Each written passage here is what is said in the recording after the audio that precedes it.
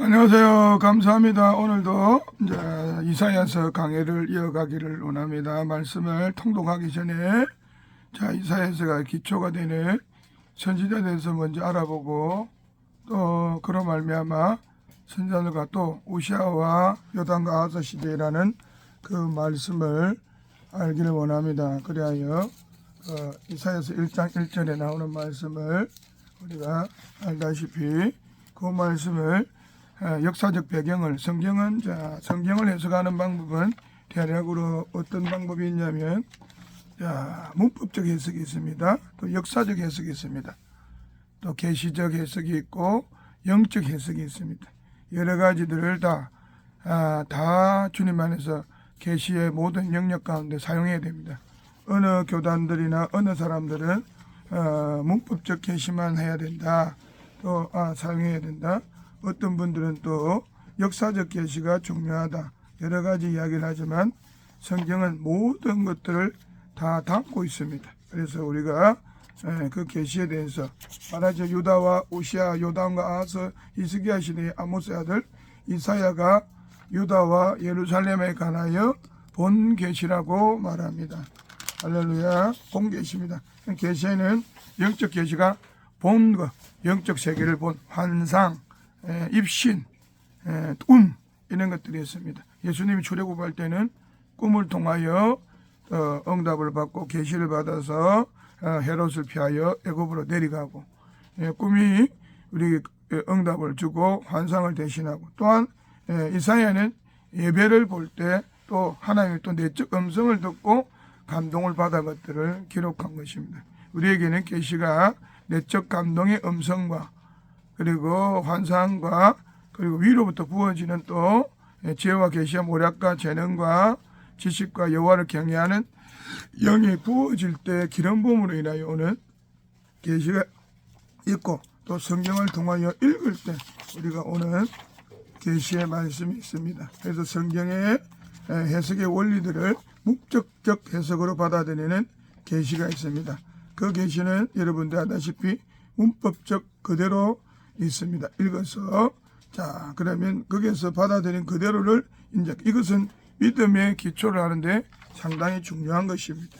그리고 단수, 복수와 이런 시제의 문제들을 돌파함으로 말미암아 정확한 성경의 뜻을 깨달을 수가 있습니다. 그러나 또 역사적 해석이 있습니다. 시대에 어떻게 해왔냐로 말미암아 역사는 우리에게 교훈을 줍니다.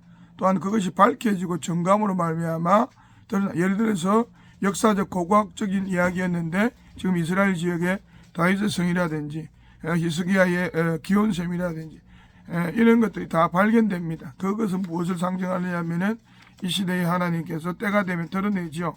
그와 마찬가지 지난날의 역사지만 또 그 역사를 통해 우리가 어떻게 살아갈 것인지 또 시대를 향한 교훈을 넣습니다. 이런 것들이 역사적 해석의 방법이다. 그건 참 좋습니다. 또 그렇습니다. 또 신학적 해석의 방법이 있습니다. 신학적 해석의 방법으로 신학적으로 어떤 교리 안에서 그것을 보는 거죠. 그리고 영적 해석입니다. 영적 해석. 영적 또 알레고리 해석. 여러 가지 주님은 비유로 모든 걸 말씀하셨다고 하죠. 그래서 비유적인 해석으로 말미암아 성경은 성령으로 말미암아 우리의 심령을 보는 겁니다. 또 영적 세계를 볼 수 있는 겁니다. 그래서 처음에는 혼의 세계에서 역사적이라든지 그것이 바르다는 걸 인식하지만 진리라는 걸 인식하지만 인식하는 것이 내 마음에 믿어져야만이 성경은 내 속에 들어온 보화 같은 겁니다. 그것이 안 될 때는 어떻게 해요? 우리 가운데 성경은 있으나 마나 이야기가 역사적인 이야기가 될 수밖에 없습니다.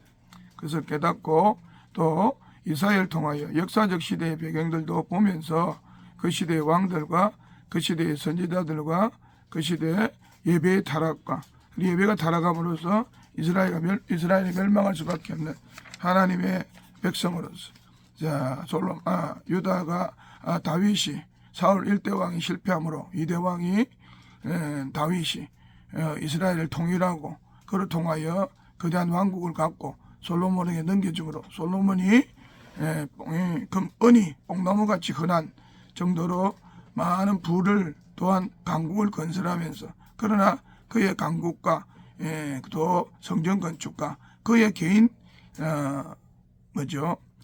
전을 건축함으로써 노역이 심함으로 말미암아 이제 하나님께서 또한 그가 우상을 우상을 예루살렘 앞에 멸망의 산을 세우고 거기서 암몬신과 그모스 등 여러 가지들을 신들을 우상 숭배하면서 하나님께 두 번이나 꿈으로 경고받지만 그는 회개하지 않고 하나님 앞에서 불순종함으로 말미암아 나라가 쪼개지는 겁니다. 쪼개져서 시대가 이제 첫째 아들이 르호보암이죠.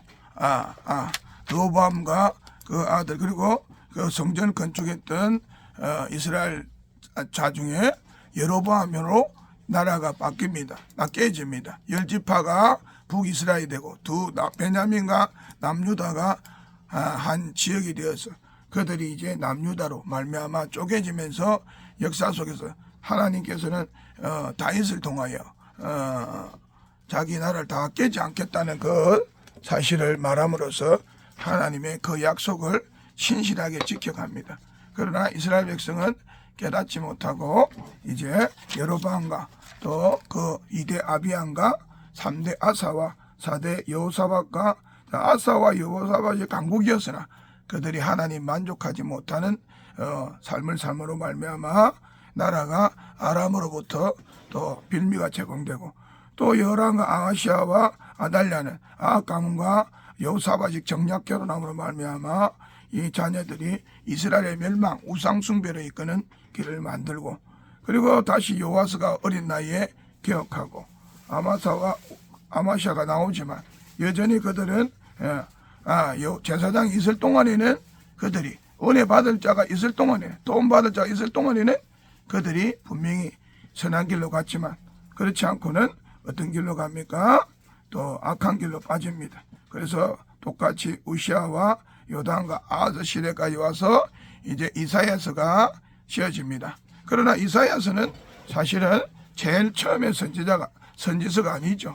선지서는 남유다의 선지자가 있고 북이스라엘의 선지자가 있습니다.